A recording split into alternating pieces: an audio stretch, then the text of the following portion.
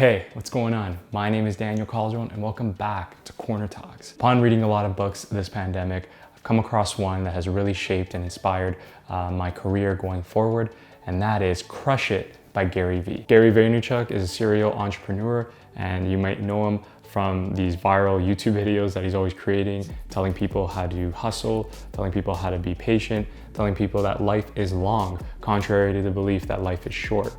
And this book is very passionate, and he tells you how to cash in on your passion. He tells you how to turn an idea, a passion, into a business and monetize it.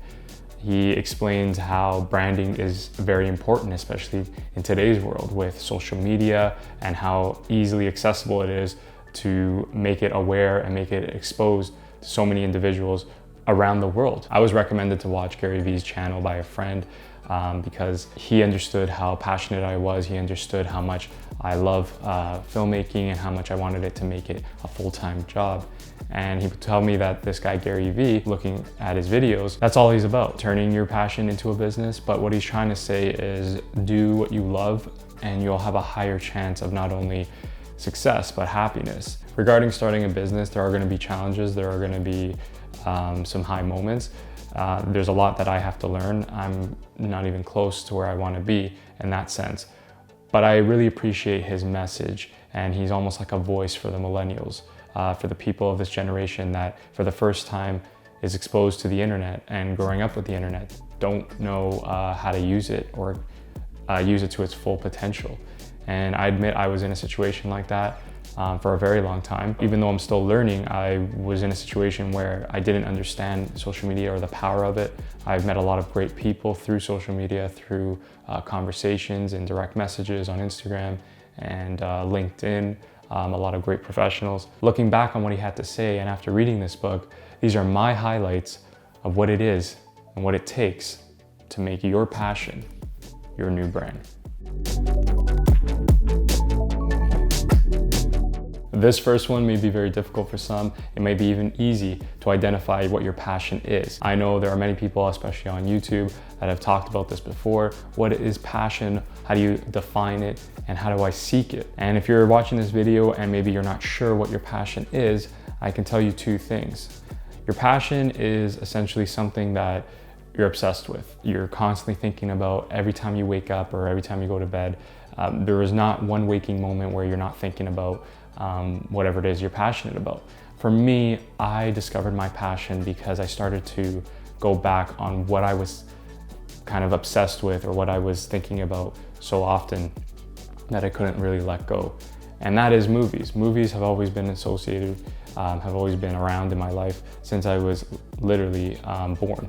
My parents first introduced me to movies. They would sit me down and with my little infant body in between them watch all kinds of movies, from action to drama to horror, who knows what I was watching, but they were just really great pieces of filmmaking and classics.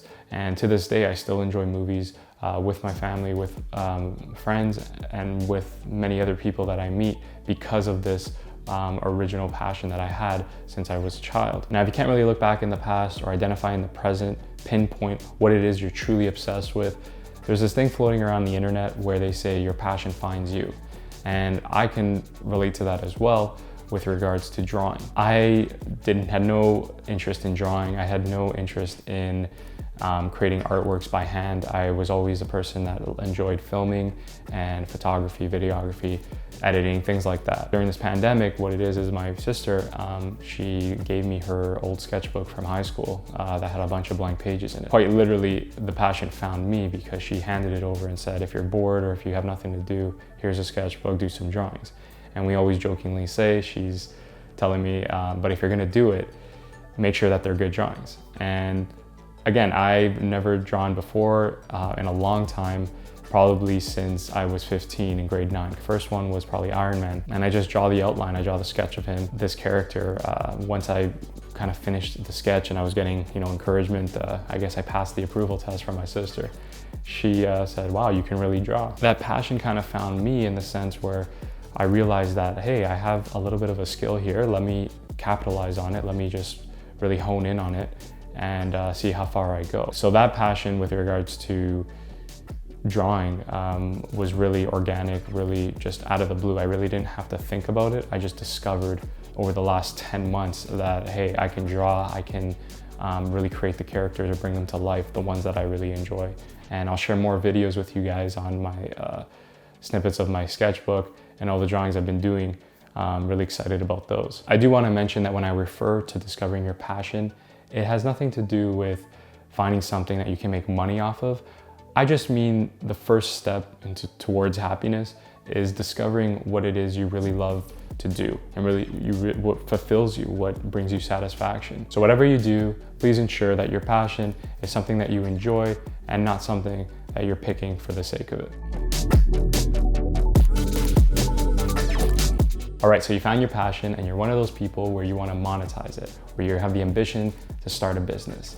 And the first thing, the most important thing you need to do is put yourself out there. What I mean by that is make it known to your community, make it known to your contacts, make it known to your connections, your friends, your family, anyone that you come in contact with, that you are doing a service, you are providing something, a contribution or a skill set. He says that if you're really good at making a pie and people give you high praise for it, family, friends, your community, and they're telling you, wow, like I would pay money for this, or you should start a business, you should open up a restaurant. Don't take that part quite literally. You don't have to go lease out an area, you don't have to open up a restaurant. No, that's not what he's saying. What he's saying is put yourself out there. You're making pie. You're really good at making apple, you're really good at making blueberry pie. Have a social media account. Open up an Instagram account, take pictures of the pies. Say to all the contacts in your list, I will be selling apple or blueberry pie for $8 a pie. If you want these pies, please contact me and I will happily deliver them to you. And he believes that you will already gain 1 or 2 customers at least, because those same people that encouraged you to start a business, start making money off these pies, will be your first customers because of that, how good they find those pies. And what it is as you start posting on social media, as you start connecting with groups, chefs or pastry chefs, bakers, you'll start to see that people will maybe request more and more of these pies, and hopefully word will spread. And again, like with anything, this will take time to develop a clientele. For instance, myself, I was doing videography work, but I never really told people out there that, hey, I do this service. If you guys are interested, if you guys need me on board, please let me know. And I started to realize that once I put myself out there, once I started posting on my stories, on my Instagram, my Facebook, YouTube, people started coming my way, asking me, hey, would you like to join me on my film set? Would you like to be my videographer? Would you like to be the director? Would you like to be anything on set? And it was just proved Gary Vee's point once again, that the first thing and most important thing you need to do if you want to monetize your passion is to simply put yourself out there. You have to start with your community. You have to let people know what you're doing. You have to let people be aware of your brand, and then you have to expand from there. Things can get tricky once you start posting your content on social media. Your content needs to match your brand. I've learned this lesson. I've had friends, come up to me and approach me and say, hey, you got to take that down because what is that? It doesn't really pertain to your brand. And Gary Vee might say, just put it out there, who cares? But there has to be a point where you say, no, this does not align with my brand, or at least my values. You can't just put it out there just to put it out there. I'm not saying it's going to be perfect. I'm not saying it's going to be polished. Heck, if you look at my work, half the stuff isn't polished or it could be even improved on. But it is in line with my vision, my creativity, and my standard for storytelling. It is not something that's just thrown out there just for the sake of viewership or clickbait. You need to identify what kind of aesthetic you want for your brand. So with the pie situation that I was explaining earlier, if you're posting pies, post the pictures of the pies, but make sure the pictures are flattering. Don't post pictures that don't make the pies look delicious, because then the brand won't sell. They have to match how good those pies are, because if people are tasting them and saying, wow, they're amazing, but you got pictures where the colors are desaturated, or they're in a setting where it's very unappealing, people won't relate to that, to the idea that these pies taste good. They will just think of the bad marketing. How you position your brand, how you make it viewed and exposed to your audience is very critical. I love this point a lot, and I even love it more when Gary Vee first uttered these words, because I said to myself, this guy's the real deal. And that is be authentic. What he was always trying to say, what Gary Vee would always try to tell his audience, is that whatever it is you put out there, if you have good intentions, then that is all, and that is the best you can do. Everything else will fall into place. And I really never understood what that meant, if you had good intentions. And I finally understood that if you put things out there that you want people to actually attain value from, to learn from, to be inspired of, to want to create or want to, invest, and that's all there is. You're halfway there. Because being authentic, especially in today's world, is very rare.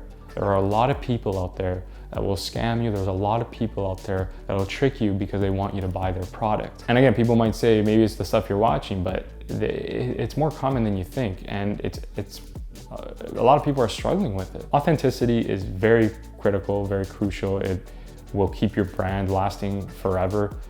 It'll make people that associate with your brand or people that are interested in your brand trust you. And I can't express this enough. Trust is very, very, very important, because when you have someone's trust, they know that you can't hurt them and they are with you for the ride. They are with you through the ups and downs. If your business tanks, if your business does well, the consumer that trusts you will be there forever, will be the true loyal customer, not the one that buys from you because you have the hottest items. It's the one that will stick with you forever. And the last point here, which is even more relevant than ever before, is respond quickly to the market, respond quickly to what's going on in the world. With this pandemic, I've seen a lot of businesses do well and do poorly, right? They have turned around quickly. They've had to, because desperate times call for desperate measures. I've seen restaurants, small mom and pop shops that have used Skip the Dishes or Uber Eats for the first time. Highly convenient for the user, but I'm sure it was a learning curve for them. Really proud of those people to adapt because they needed to for the sake of their business, but they could have just been that stubborn and said, no, we don't need to. Filmmaking right now, because of this pandemic, has been on hold for multiple reasons, right? By adapting is to make sure your sets, for example, are much smaller, right? Instead of having a set of 20 people, you can only have maybe 5 or 10 people, and ensuring that they're wearing masks, ensuring that they've been tested, ensuring that they've constantly sanitizing their hands, keeping a distance. So you always have to find those measures. You always have to find those ways of adaptability. You always have to respond quickly to the market. And it doesn't always have to be about health, right? It can even be about content. TikTok, for example, right? Everyone was on Instagram and YouTube for a long time. And TikTok comes along and a lot of people are still against it. They're not hopping on board. And I listened to Gary Vee. Gary Vee said in his, well, not in this book because it's 2010, so that's way before TikTok. But he did say in one of his YouTube videos that you guys should be getting on TikTok. You guys should be taking advantage of the platform because, again, anything that is popular with the market, anything that is a way or a voice for accessing your audience, your consumers, take advantage of it, get into it, don't hesitate. And there is never too many social media accounts that you can have. You have to utilize anything at your advantage, to a competitive advantage for a reason. I, for one, have been using social media accounts to communicate with my audience and to develop contacts. I've been doing a lot of networking through that. LinkedIn is a very underappreciated, underrated platform, especially for a lot of creatives. I think a lot of people should be using that more and more. It's not just for professionals or people in accounting or law firms. It is for everyone. Just post your content and you'll see that people will slowly start trickling in. That's why I've been starting these YouTube videos. That's why I've been creating podcasts recently with friends, which I plan to share with you guys. It's any way in adapting to the market and the trends of what's going on. A lot of people are using YouTube. A lot of people are viewing videos, on YouTube and listening to podcasts. They're finding ways to listen to the people they want to hear from. And you, as the person that owns that business or the person that is trying to monetize your passion, need to find these avenues, need to find these ways in which you can reach your market. Like I said before, and like Gary Vee says in his book, is put yourself out there. Thank you again for joining me on another Corner Talks. I really hope my discussion on Gary Vee's book, Crush It, has helped you, has made you see that it is a possibility to expand your passion, to discover a new one, to monetize it, to create a business, to tap into a market. Whatever you find from this video, I really hope it has changed your perspectives as it did mine on how to better live your life, how to better pursue happiness or redefine what makes you feel fulfilled. If you agree or disagree on my points about this book, please leave your comments down below. I'd love to see your thoughts. Also, if you like this video, please be sure to like and subscribe to my YouTube channel. Take care, and I'll see you soon.